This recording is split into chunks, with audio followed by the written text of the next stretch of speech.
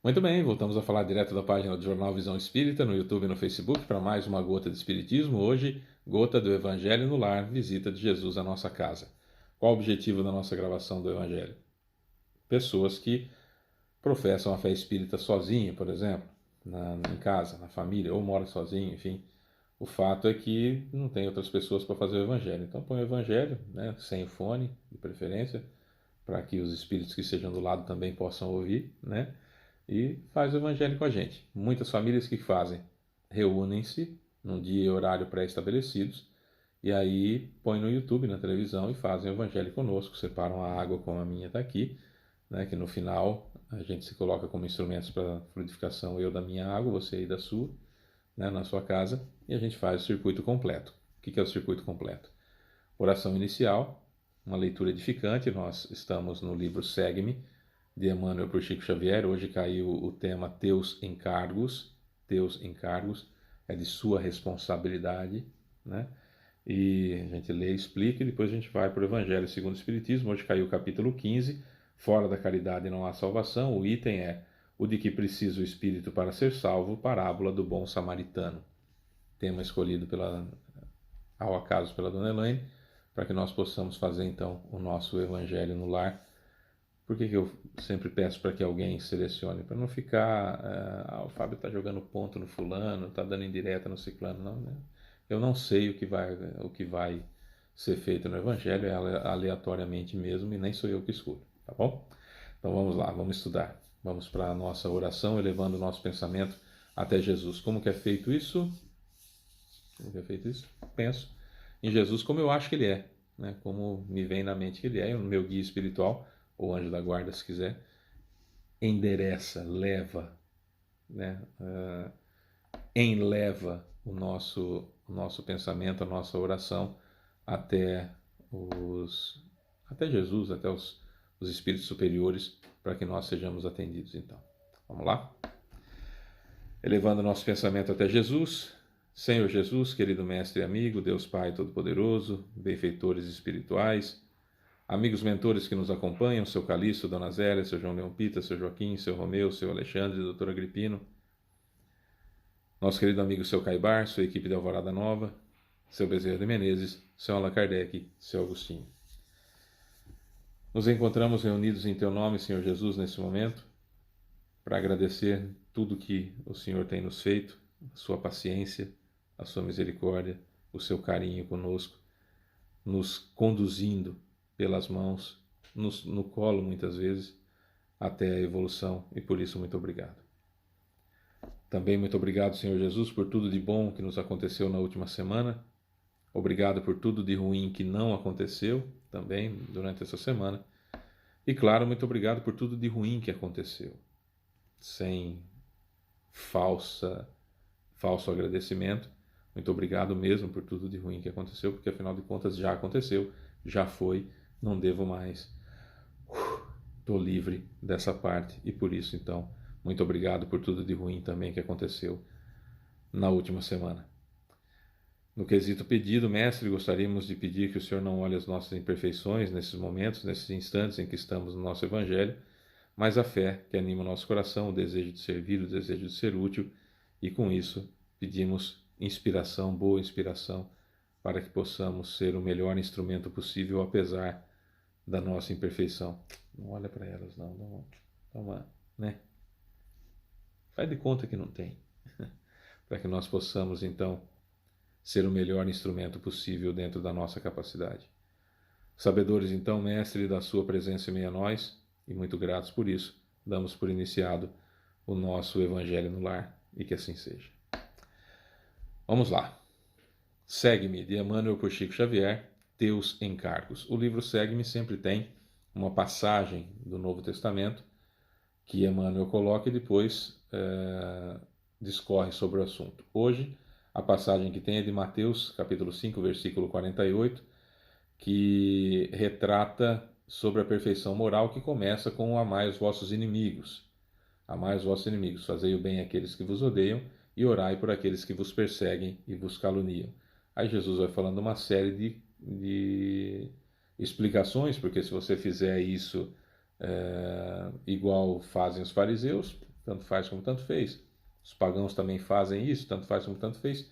Precisamos, portanto, aí vem a parte que é Mateus capítulo 5, versículo 48, sede vós perfeito, como perfeito é o vosso Pai Celestial. Claro que se trata de uma perfeição relativa no que diz respeito à moral, porque ninguém consegue ser igual a Deus, nem mesmo Jesus, não é? Mas pela sua humildade jamais ele falaria busque a perfeição semelhante à minha, até porque o Espírito Perfeito não falaria assim. Mas então ele coloca, e como ele sempre fez, se colocou como servo direto do Pai, obedecendo às regras e às determinações do Pai, ipsis verbis, ipsis literis, ou seja, exatamente como estava escrito, né? Cada vírgula, cada ponto, cada acento, cada palavra daquilo que o Pai, daquilo que Deus havia determinado. Então, como Espírito perfeito que é, humilíssimo como é, extremamente humilde como é, jamais falaria, sede perfeitos como eu sou, né? Sede perfeito como o vosso Pai Celestial é perfeito, dentro da relatividade daquilo que o humano, daquilo que a criatura consegue atingir da perfeição, porque senão seríamos deuses e não seremos deuses, seremos co-criador com Deus como é Jesus. Bom, cada qual de nós, conforme as leis que nos regem, se encontra hoje no lugar certo, com as criaturas adequadas e nas circunstâncias justas necessárias ao trabalho que nos compete efetuar na pauta de nosso próprio merecimento. Você não nasceu no lugar errado, não nasceu na família errada, não nasceu no país errado, não nasceu nas condições erradas. Não foi alguém que pecou e por isso você está sendo punido. Claro que pode ser o seu bisavô tenha feito alguma coisa muito grave e aí você esteja colhendo hoje, isso pode acontecer. Fábio, mas como? Que absurdo um negócio desse. É que seu bisavô pode ter sido você, né? Aí tudo bem, aí tá certo. Você fez as bobagens lá e nasceu como seu bisneto para colher o que você fez. Isso é muito comum, inclusive, de acontecer. Mas não é uma regra, tá? É comum acontecer, mas não é uma regra. Então é a única possibilidade de eu estar colhendo, pagando pecados que outros cometeram, é só nessa situação. Esse outro seria eu mesmo em outra encarnação. Aí tudo bem, né? Porque a única possibilidade de eu colher o que outro plantou é nessa circunstância. E na realidade acontece todo momento, né? Nessa encarnação eu estou colhendo o que eu em outra encarnação plantei. Outra pessoa. Se quiser falar assim, pode falar, né? Mas sempre sou eu espírito sou o mesmo. Eu sou um espírito vivendo uma experiência terrena, uma experiência carnal, e não o contrário, né? Observa os encargos que te honorificam a existência como sendo, desse modo, atividades de alta significação em teu benefício, porquanto se erigem todos eles em top de realização a que, por enquanto, te podes consagrar. Faz aquilo que você consegue fazer bem feito, com responsabilidade, com honra, aquilo que te compete fazer, aquilo que você se comprometeu em fazer, faça com honra. É muito comum em centros espíritas nós perdermos trabalhadores porque o centro é quando der. Eu nunca aceitei essa situação. Claro, imprevistos acontecem. Se você tem que se deslocar de um lugar para outro, né? Se você mora longe do centro, às vezes o centro é que você vai em outra cidade porque no seu não tem, na sua cidade não tem, e acontece um problema, um imprevisto, um acidente, quebra o carro, enfim, você não vai, é uma coisa. Agora, compromissos outros me aparecem e aí eu falto ao centro, isso não é honrar com a sua palavra. Para mim não serve. Trabalhador desse jeito, para mim não interessa no centro, em cargos e responsabilidade. Porque imagina, por exemplo, se você é médium de uma reunião de desobsessão e aí aparece um outro compromisso e você não vai. E os espíritos que estavam afinizados com você para aquele dia vão ficar sem assistência? Ah, mas eles estão desencarnados mesmo. É assim? Estude a doutrina espírita e perceba, por exemplo, qual é a reação dos espíritos que, enfim, depois de tanto e tanto tempo e tanta insistência dos espíritos superiores, dos espíritos familiares, para que ele então pelo menos entre no centro para ouvir o que tem a dizer o doutrinador, e naquele dia você não vai. Veja como que ele reage, como que esse ser humano percebe o desrespeito que você teve para com o compromisso assumido. Depois você me fale. O conhecimento superficial da doutrina me coloca assim, quando eu posso eu vou. Conhecimento aprofundado da doutrina, um compromisso assumido com a espiritualidade, com o trabalho de Jesus, é para sempre. Aconteça o que acontecer, chova ou faça sol, estarei lá. Seja em casa ou na oficina, no grupo de serviço ou na tela social, és uma peça consciente na estrutura da vida, desfrutando a possibilidade de criar, agir, colaborar e fazer na elevação da própria vida. Sede perfeitos como é perfeito vosso Pai Celestial, exortou-nos Jesus. Pensemos nisso melhorando-nos sempre. É um apelo que Emmanuel nos faz. Sem dúvida que outros conseguem substituir-te no trabalho a que te entrosas. No entanto, em se tratando de ti, é justo recorde que Deus nos fez a todos espíritos imortais com o dever de aprimorar-nos até que venhamos a identificar-nos inteiramente com o seu infinito amor, conservando, embora em todo o tempo e em qualquer parte, a prerrogativa de seres inconfundíveis da criação. É claro que outras pessoas podem te substituir em qualquer coisa que você vá fazer. Talvez não tenhamos encarnados que substituam certas pessoas, mas desencarnados com certeza temos. Então, outros conseguem substituir-nos no trabalho, mas sermos responsáveis, honrarmos a nossa palavra, é algo que nos edifica, é algo que nos coloca em contato com a divindade. E isso não só com trabalhos no centro, mas com o trabalho que a gente faz no dia a dia. No contato, no trabalho que é o casamento. O casamento é um trabalho em que eu tenho que estar empenhado em fazer o outro feliz. E tenho que honrar isso. A paternidade, a maternidade é um trabalho dificílimo e tem que ser honrado e ininterrupto. Não é? A amizade é um trabalho contínuo para, como um jardineiro faz num belo jardim. Um jardineiro bom não amaldiçoa a erva daninha que cresce. Trabalha e a retira antes que ela faça mal às flores bonitas. Tem até uma história que diz: o sujeito era ateu, conhecido na cidade por ser ateu. Não era ateu desses rebeldinhos que, eu não quero, eu sou ateu porque, eu não quero. Não. Era ateu porque ele não tinha conhecimento das coisas, então ele achava que não existia um ser superior, que tudo era obra do acaso. Ele era muito bruto. Não era dessa geração complicada que tudo né? E aí ele estava lá, tinha um jardim extraordinário, e aí chegou um sujeito daqueles que adoram querer converter os outros, sabe? O que eu chamo de crente.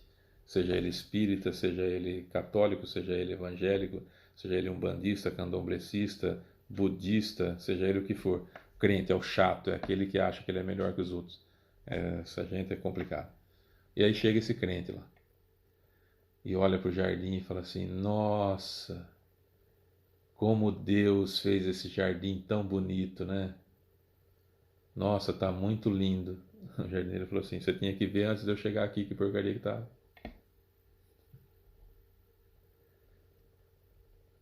Tira o sentido dessa situação.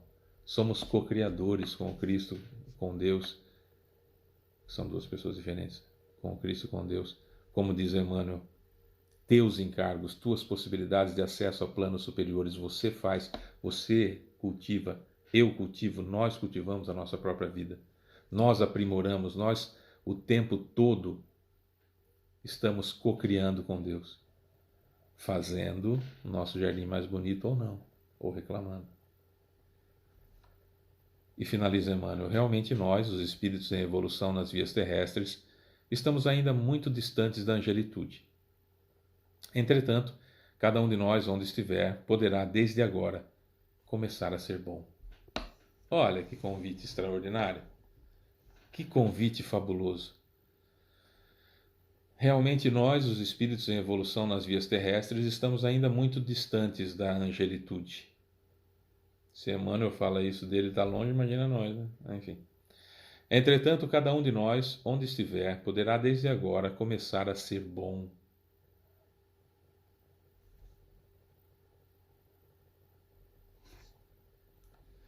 Qualquer um pode começar a ser bom agora, já, nesse momento. Depende de nós. Tem uma musiquinha que falava isso, né? Depende de nós, tal e coisa e tal, né? Capítulo 15. Fora da caridade não há salvação. O de que precisa o espírito para ser salvo. Parábola do bom samaritano. Essa são duas passagens que eu vou ler. A primeira é de Mateus, capítulo 25, versículos 31 a 46. E a segunda é de Lucas, capítulo 10, versículos de 25 a 37. Ora, quando o Filho do Homem vier em sua majestade, acompanhado de todos os anjos, sentar-se-á no trono de sua glória. Reunidas diante dele todas as nações, separará uns dos outros como o pastor separa dos bodes as ovelhas, e colocará as ovelhas à sua direita e os bodes à sua esquerda. Então dirá o rei aos que estiverem à sua direita: vinde, benditos de meu Pai, tomai posse do reino que vos foi preparado desde o princípio do mundo.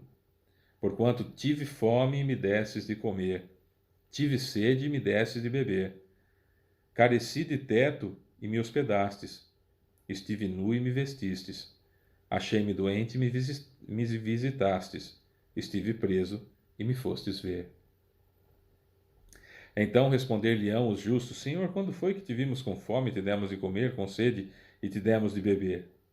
Quando foi que te vimos sem teto e te hospedamos, ou despido e te vestimos? E quando foi que te soubemos doente ou preso e fomos visitar-te?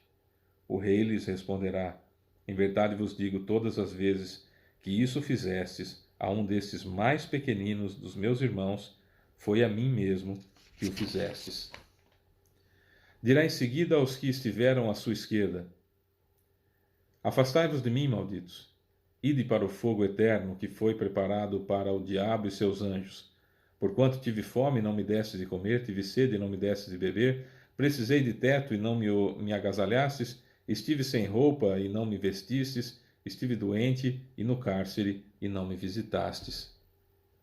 Também eles replicarão: Senhor, quando foi que te vimos com fome e não te demos de comer, com sede e não te demos de beber, sem teto ou sem roupa, doente ou preso e não te assistimos?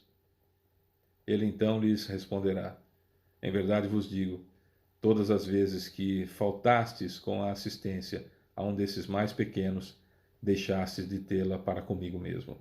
E esses irão para o suplício eterno, e os justos para a vida eterna. Cabe a cada um de nós a evolução. Eu só evoluo a mim, não evoluo ninguém. E ninguém me evolui, só eu. Mas eu preciso do outro para evoluir. Não se evolui sozinho. Não se cresce sozinho. Não que o outro me vá evoluir, mas porque eu preciso do outro para, sendo caridoso com ele, fazendo-o feliz, crio felicidade para mim. É a regra da felicidade. Quer ser feliz? Faça o outro feliz. Simples assim. Aqui é a ideia básica de desprendimento. Ah, eu amo a Jesus. Eu acho linda essa frase. Eu amo Jesus. Eu vejo pessoas emocionadas. Eu vejo pessoas falando: Jesus, eu lhe amo. Jesus, eu te pertenço. Ótimo, maravilhoso. E a página 2. A página 1 está lindo. Te pertenço, você é isso, você é aquilo, tu és, vós sois isso, vós sois aquilo, vós sois aquilo. Ótimo, beleza. E a página 2? Déspota doméstico. Na rua maravilhoso, em casa um carrasco. Agressor psicológico e às vezes físico daqueles que lhe dependem. Não dá uma moeda para quem precisa porque chama de vagabundo. Se dá um prato de comida, tira foto e põe na rede social para mostrar o quanto é bom, sob o pretexto de prestação de contas.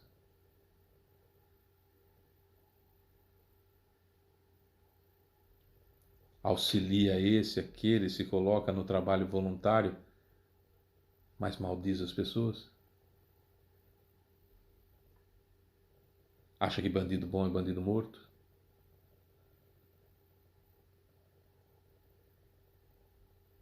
E se diz cristão.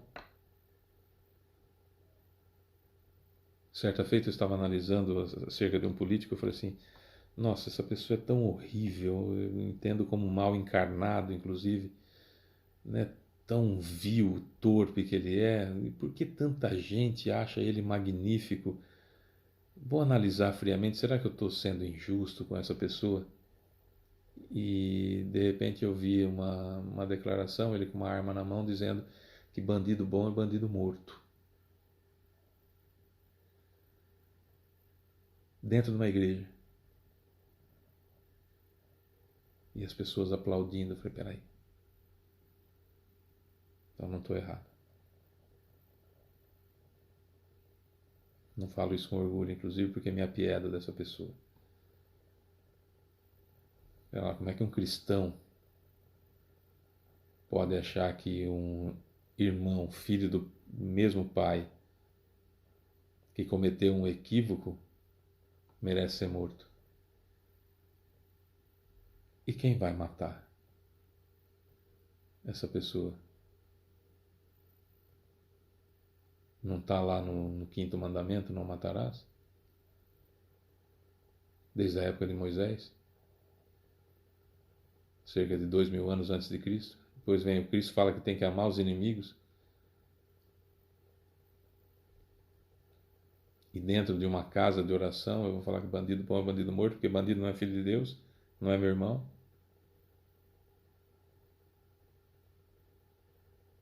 Se Jesus diz que aquele que não vai nem visitar o preso, é a ele que não está indo visitar?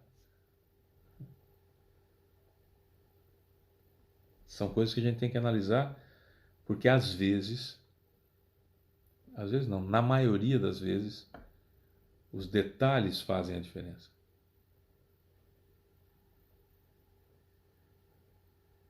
Grandes discursos na tribuna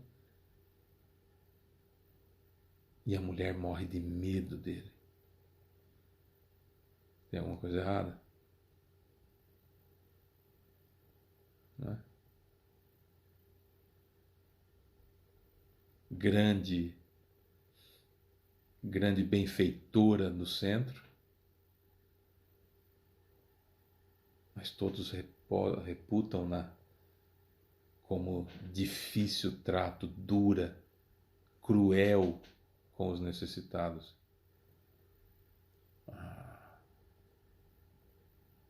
Tem alguma coisa errada, né? Nossa, trabalha, ajuda na parte administrativa da entidade assistencial e não sei o quê, e é extremamente desagradável com os assistidos. Tem alguma coisa errada nesse detalhe, não tem?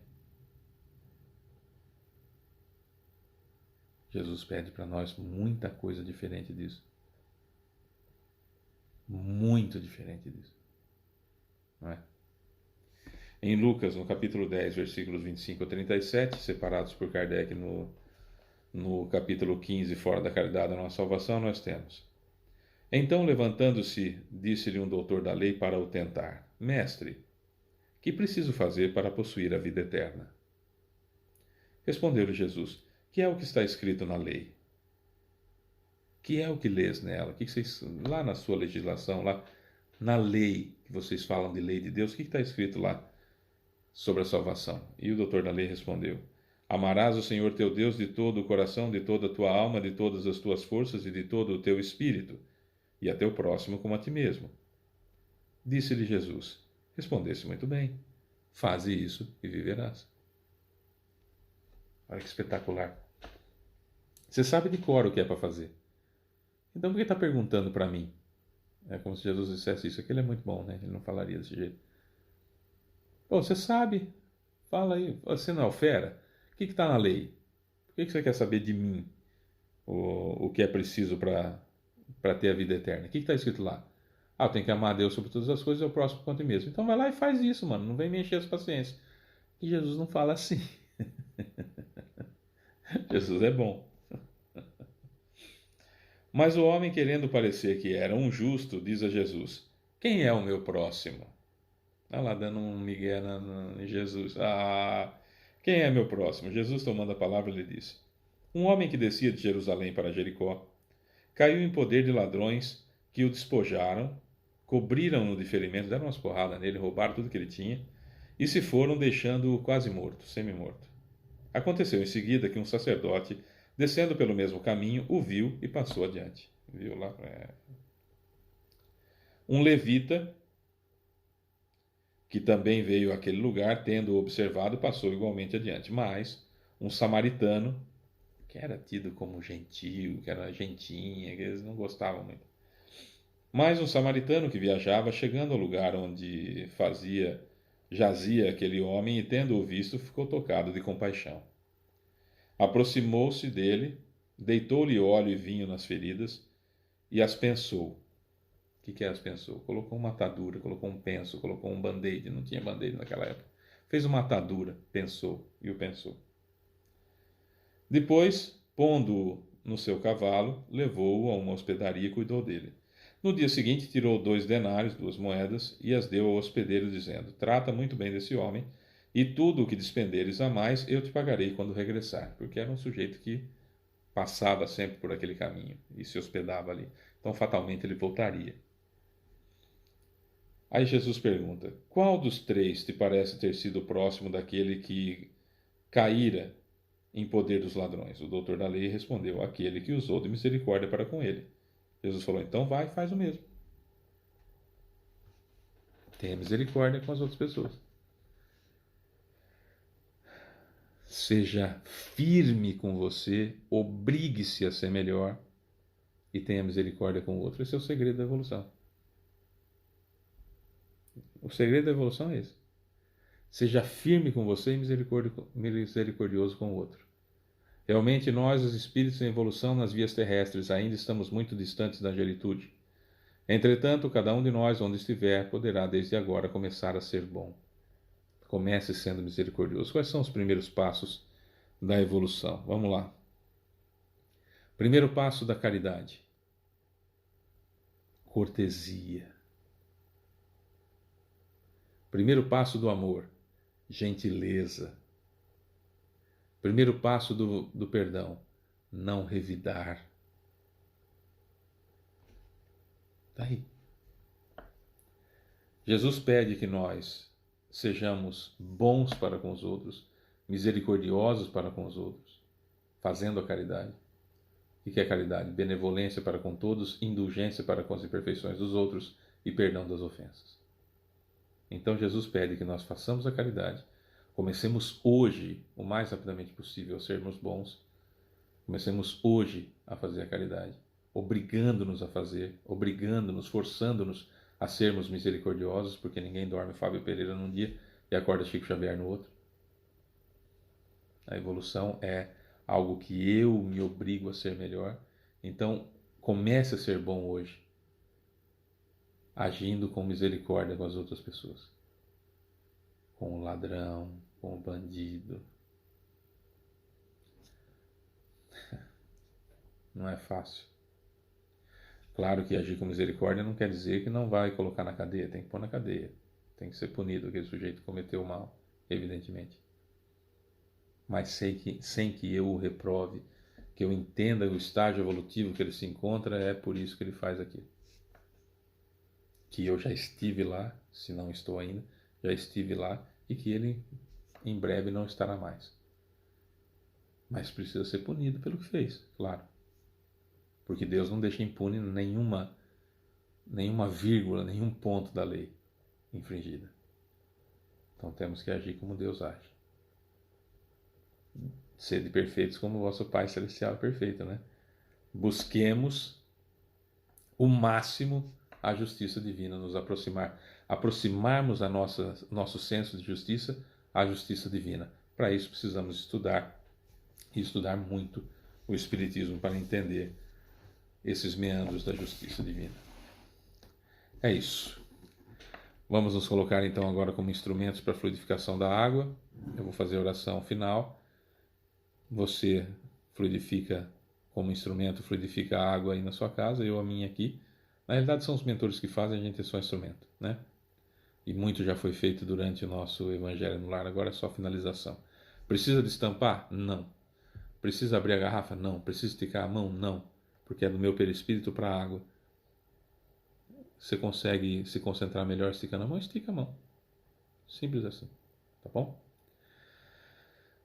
Elevemos mais uma vez o pensamento até Jesus. Senhor Jesus, querido Mestre e amigo, Deus Pai Todo-Poderoso, benfeitores espirituais, mentores que nos acompanham, seu Calixto, Dona Zélia, seu João Leão Pita, seu Joaquim, seu Romeu, seu Alexandre, Dr. Agripino e demais que aqui estiveram não mencionados, seu Caibar, sua equipe de Alvorada Nova, seu Bezerra de Menezes, seu Allan Kardec, seu Agostinho. Muito obrigado, queridos amigos, muito obrigado, Senhor Jesus, pela oportunidade de aprendizado, pela oportunidade da sua presença, pela visita à nossa casa, pelos mentores terem feito do nosso lar embaixada da colônia espiritual a qual fazemos parte, e por isso também muito obrigado.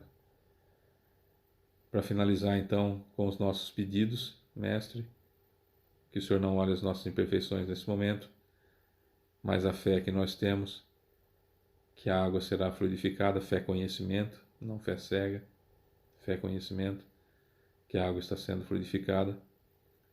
Então, cada um de nós agora formulará o seu desejo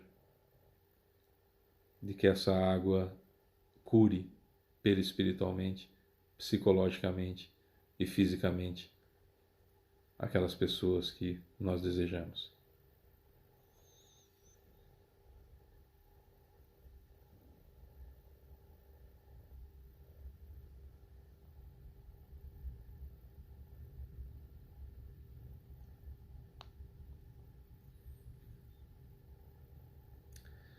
É isso, formulados os pedidos e já com a gratidão enorme, pois sabemos que pelo seu acréscimo de misericórdia o Senhor nos atende. Muito, muito, muito obrigado então, Mestre, queridos mentores, demais espíritos que estiveram conosco nesse Evangelho no Lar. Um beijo no coração e que assim seja. É isso, meus amores. Até a próxima semana, se Deus quiser, com mais uma gota de Espiritismo, mais um Evangelho no Lar, a visita de Jesus à nossa casa. Beijo para você que fica. Tchau.